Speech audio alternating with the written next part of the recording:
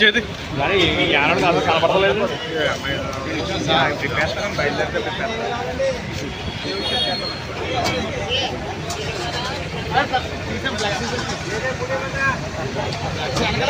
ఎగచ్చు కదా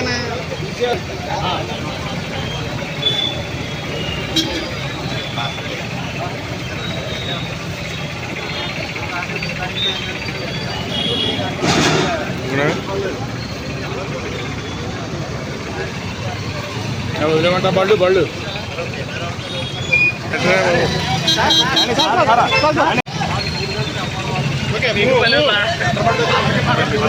దీన్ని వచ్చేది సెంటర్లో వచ్చాము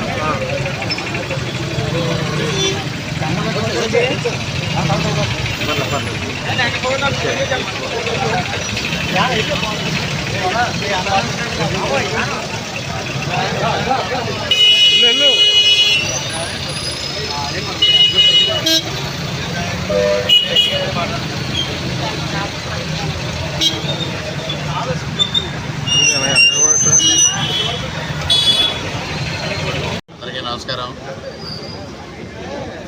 ఇవాళ బుడమేరు వలన కృష్ణా జిల్లాలో ఎన్టీఆర్ జిల్లాలో పెద్ద విపత్తు సంభవించింది. విజయవాడ కానీ పరిసర ప్రాంతాల్లో కానీ పెద్ద ఎత్తున గురి కావడం, అనేక మంది నిరాశ కావడం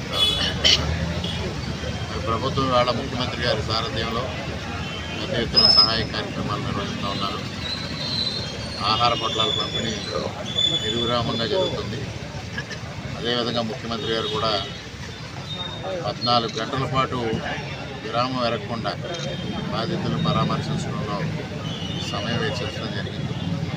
నిన్నటి రోజునైతే 4 గంటల పాటు జేసీబీ పైన ప్రయాణం చేస్తూ బాధితులకి ధైర్యం చెప్పడమే కాకుండా బాధితులను అన్ని విధాలు ఆదుకునే పరిస్థితి ప్రభుత్వం ముందుకెళ్తుంది. ఈ నేపథ్యంలో చుట్టుపక్కల జిల్లాలన్నింటి నుంచి కూడా ఆహార పొట్లాలు సరఫరా చేయడం, మంచినీళ్ళు సరఫరా చేయడం తదితర కార్యక్రమాలు చేపడతా ఉన్నారు. దానిలో భాగంగా ఇవాళ అల్పతి నియోజకవర్గం నుంచి కూడా కొంతమంది దాతలు ముందుకొచ్చి వారికి ఆహార పొట్లాలు పంపిణీ చేయాలని కోరుతున్నారు.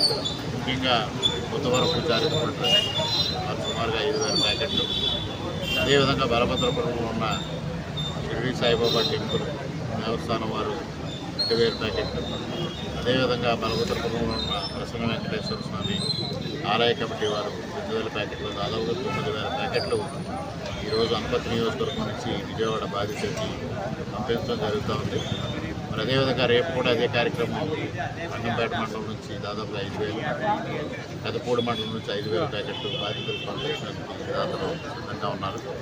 ఈ విధంగా ప్రతిరోజు కూడా ఇక్కడ నుంచి ఆహార పొట్లాలు పంపిణీ చేసి బాధితులను ఆదుకోవాలి, ఆపనరసలు అందించాలని దాతలు ముందుకు వస్తూ ఉన్నారు. వారిని మనస్ఫూర్తిగా అభినందిస్తూ మరి ఆహారం దానిపైన అసలు పంపించడం జరుగుతుంది. కలెక్టర్ గారి ఆధ్వర్యంలో విజయవాడకు తరలించడం జరుగుతుంది. వారందరికీ కృతజ్ఞతలు తెలియజేసుకుంటారు.